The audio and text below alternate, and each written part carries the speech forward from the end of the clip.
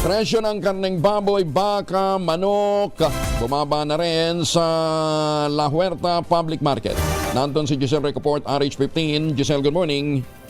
Good morning, Kuyang Angel. Mura na sa 350 ang kada kilo ng pigi at dasim dito sa La Huerta Public Market sa Parañaque City. Pasok na yan sa itinakdang MSRP ng Agriculture Department. Bagamat nananatili namang mataas sa 400 piso ang kada kilo ng liempo, 50 pesos na ang iminura niyan sa nakalipas na halos 3 linggo lamang. Ang laman naman ng baka nagmura rin sa 500 ang kada kilo mula sa 520 sa nakalipas na linggo habang ang ribs naman at ang pambulalo 450 pesos ang kada kilo ngayon.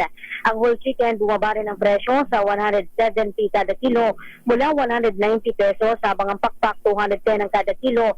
Ang hita naman naglalaro ng mula sa 190 hanggang 200. Ang petso 180 pesos hanggang 190 pesos kada kilo habang 190 pesos naman hanggang 200 ang kada kilo ng atay balunan. Sa isda, ang galunggong tumaas sa 360 kada kilo mula sa 320 pesos kada kilo sa nakalipas na 2 linggo habang ang dalagang bukid 400 ang kada kilo ngayon mula 280 pesos. Ang tambakol naman 240 kada kilo mula 180 kada kilo. Ang salig ginto 300 ang kada kilo mula 280 pesos.